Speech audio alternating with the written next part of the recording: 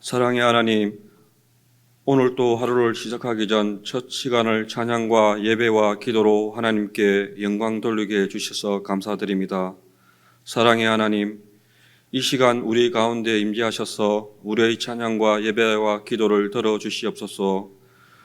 우리의 삶을 고백하는 하나님과 하나가 되는 새벽 시간이 되게 해 주십시오. 사랑의 하나님, 오늘 하루도 믿음으로 승리할 수 있는 지혜와 능력을 다하여 주시옵소서.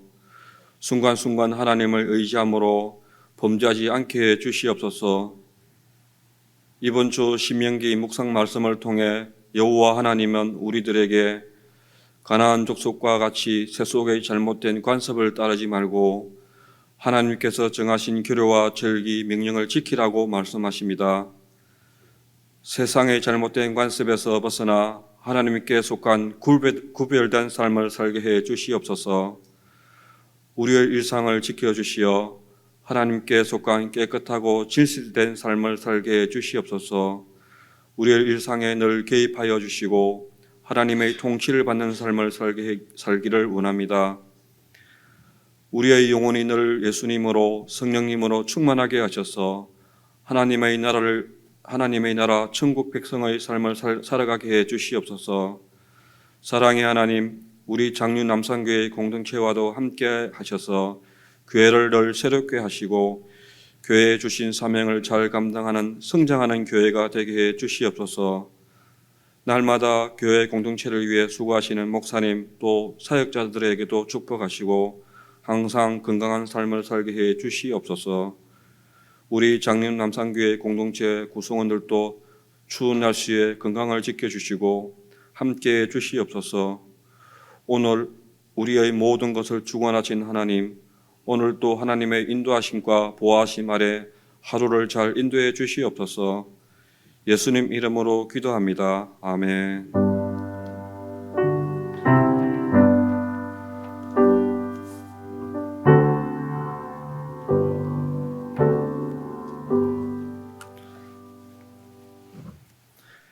오늘 성경 말씀은 신명기 16장 18절부터 22절 말씀, 그리고 17장 1절부터 13절까지 말씀입니다.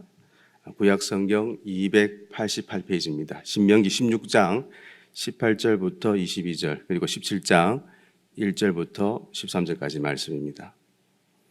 한 절씩 나눠 읽겠습니다. 18절, 내 하나님 여호와께서 내게 주시는 각 성에서 내 지파를 따라 내 재판장들과 지도자들을 둘 것이요 그들은 공의로 백성을 재판할 것이니라. 너는 재판을 굳게 하지 말며 사람을 외모로 보지 말며 또 뇌물을 받지 말라. 뇌물은 지혜자의 눈을 어둡게 하고 의의 말을 굳게 하느니라. 너는 마땅히 공의만을 따르라. 그리하면 내가 살겠고 내 하나님 여호와께서 내게 주시는 땅을 차지하리라. 내 하나님 여호와를 위하여 쌓은 제단 곁에 어떤 나무로든지 아세라 상을 세우지 말며 자기를 위하여 주상을 세우지 말라. 내 하나님 여호와께서 미워하시느니라. 흠이나 악질이 있는 소와 양은 아무것도 내 하나님 여호와께 드리지 말지니 이는 내 하나님 여호와께 가증한 것이 됨이니라. 내 하나님 여호와께서 내게 주시는 어느 성 중에서든지 너희 가운데에 어떤 남자나 여자가 내 하나님 여호와의 목전에 악을 행하여 그 언약을 어기고 가서 다른 신들을 섬겨 그것에게 절하며 내가 명령하지 아니한 1월 성신에게 절한다 하자.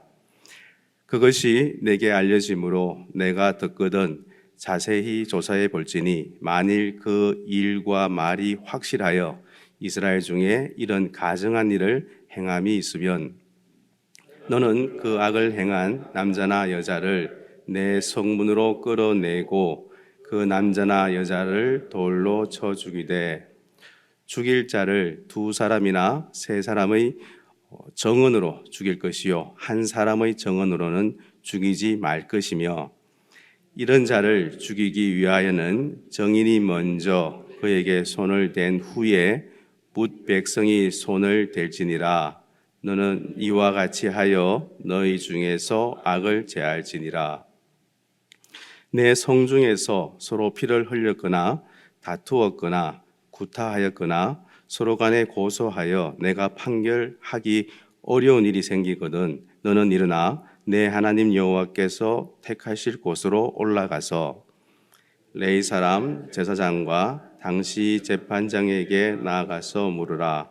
그리하면 그들이 어떻게 판결할지를 내게 가르치리니 여호와께서 택하신 곳에서 그들이 내게 보이는 판결의 뜻대로 내게 행하되 그들이 내게 가르치는 대로 삼가 행할 것이니 곧 그들이 내게 가르치는 율법의 뜻대로 그들이 내게 말하는 판결대로 행할 것이요 그들이 내게 보이는 판결을 어겨 좌로나 우로나 치우치지 말 것이니라. 사람이 만일 무법하게 행하고 내 하나님 여호와 앞에 서서 섬기는 제사장이나 재판장에게 덧지 아니하거든 그 사람을 죽여 이스라엘 중에서 악을 제하여 버리라.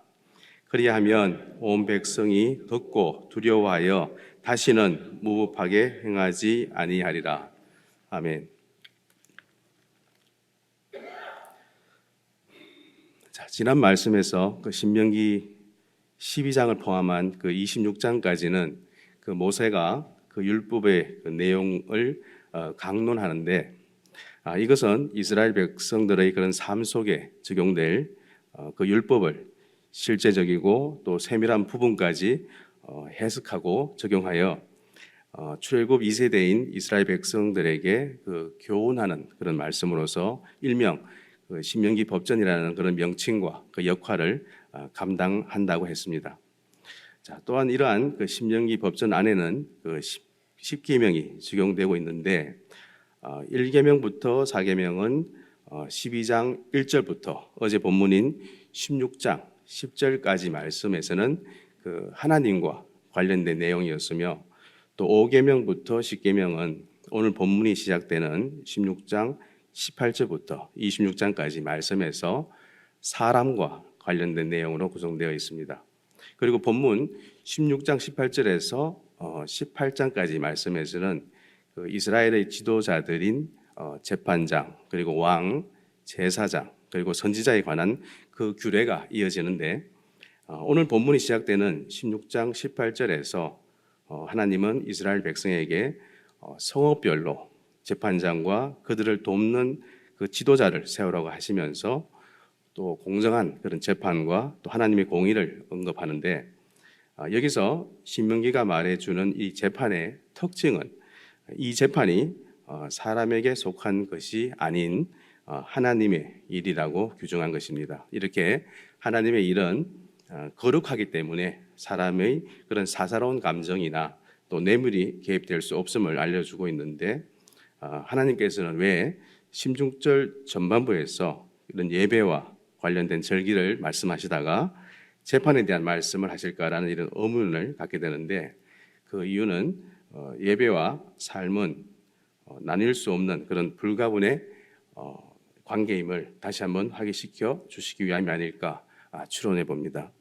자, 본문 16장 18절부터 22절 그리고 17장 1절부터 17절 실절은 이스라엘이 가나안 땅에서 그런 국가라는 체계와 조직을 만들어가는 과정에서 그런 재판관의 등장과 또 지역이 지방과 또 중앙으로 나뉘어지게 되는데 먼저 그런 지방의 그런 재판 규정에 대한 말씀 가운데 16장 18절, 19절, 20절 말씀은 이런 지방의 재판장과 또 재판 원칙에 대한 그런 내용입니다. 18절 내 하나님 여호와께서 내게 주시는 각 성에서 내 지파를 따라 재판장들과 지도자들을 둘 것이요 또 그들은 공의로 백성을 재판할 것이니라. 너는 재판을 굳게 하지 말며 사람을 외모로 보지 말며 또 뇌물을 받지 말라. 뇌물은 지혜자의 눈을 어둡게 하고 의인의 말을 굳게 하느니라. 20절 너는 마땅히 공의만을 따르라. 그리하면 내가 살겠고 내 하나님 여호와께서 내게 주시는 땅을 차지하리라.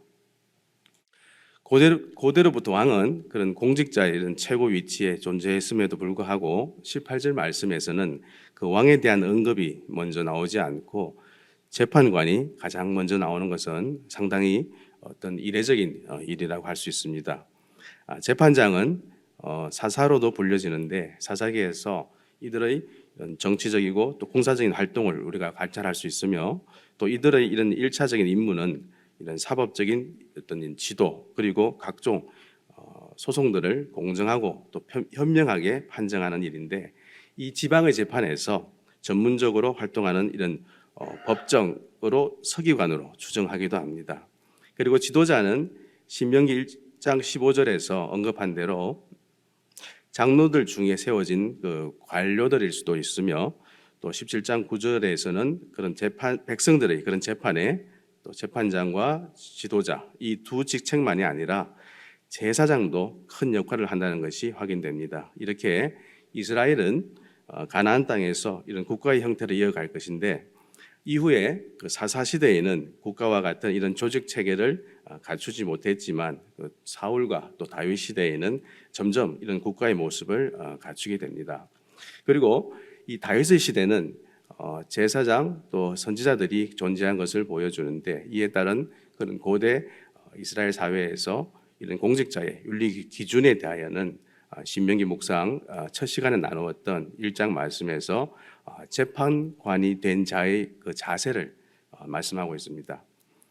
그리고 오늘 본문 16장은 부분적으로 신명기 1장을 반복하면서 이런 추가 규정을 설명하고 있는데 17장에 나오는 이런 중앙 재판에 대한 규정에 대해서도 우리가 주목해 볼 필요는 있습니다.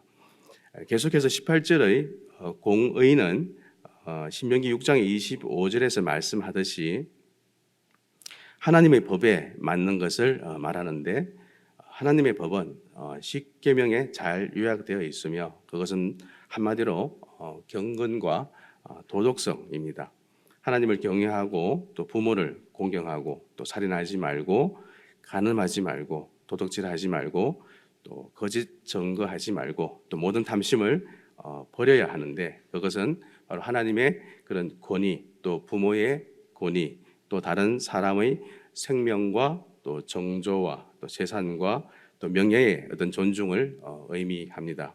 세상에는 무지한 자 또 불의한 자가 있고 또한 돈이나 또 지식이나 친구들을 의지해서 불법을 행하는 자가 있기에 약한 자들이 억울한 일을 당하지 않도록 그런 공의의 재판이 필요한 것입니다.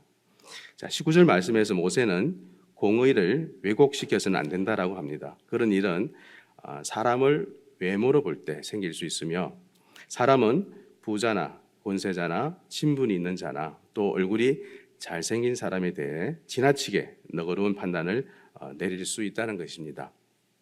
또한 뇌물을 받을 때에도 그런 일이 생길 수 있는데 선물은 또 순수한 어떤 사랑의 표시이지만 또 뇌물은 불순한 그런 의도를 가진 선물이기에 불법하게 또 무엇을 청탁하려 한다든지 또 어떤 잘못을 숨기려 할 때에 이 뇌물이 오가게 됩니다.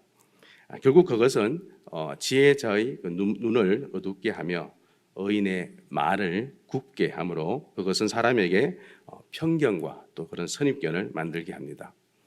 자, 20절 말씀에서 모세가 재차 강조하는 것은 마땅히 공의만이라는 원어 채테크는 공의를이라는 말로서 오직 공의만이라는 뜻입니다. 이렇게 하나님의 뜻은 우리가 공의만 행하는 것이며 그렇게 하면 우리는 살 것이며 또 죄는 죽음을 가져오지만 의는 생명을 가져오므로 살 것인데 이것이 바로 율법의 기본 원리라는 것입니다. 16장 21절, 22절 그리고 17장 1절 말씀은 지방의 재판 규정 가운데 우상 숭배 금지에 대한 내용입니다. 21절 내 하나님 여호와를 위하여 쌓은 제단 곁에 어떤 나무로든지 아세라상을 세우지 말며 자기를 위하여 주상을 세우지 말라 내 하나님 여호와께서 미워하시느니라. 17장 1절입니다. 흠이나 악질이 있는 소와 양은 아무것도 내 하나님 여호와께 드리지 말지니 이는 내 하나님 여호와께 가정한 것이 됩니다. 자, 21절, 22절 말씀은 사람이 하나님 외에 다른 신을 두고 아세라상이나 주상을 세우는 것은 10계명의 제1계명, 2계명을 어기는 중죄이므로 그것은 하나님께서 미워하시는 바이며 이렇게 하나님만 바르게 섬기는 그런 경건을 우리는 공의라고 합니다. 17장 1절 말씀은 흠이나 악한 병이 있는 소와 양은 하나님께 제물로 드리지 못하며 그런 제물로 드리는 제사는 하나님이 미워하십니다. 그 이유는 하나님께 드리는 제물들은 장차 오실 그리스도를 상징하는 것으로 그리스도는 죄가 없으며 또 흠이 없고 온전하신 분으로 우리 성도의 그런 속죄 제물이 되었기 때문입니다. 자, 그다음 17장 2절부터 7절 말씀은 지방의 그런 재판 규정의 가운데 우상 숭배자의 재판에 대한 그런 내용입니다. 2절 내 하나님 여호와께서 내게 주시는 어느 성 중에서든지 너희 가운데에 어떤 남자나 여자가 내 하나님 여호와의 목전에 악을 행하여 그 언약을 어기고 3절 가서 다른 신들을 섬겨 그것에 절하며 내가 명령하지 아니한 1월 성신에게 절한다 하자.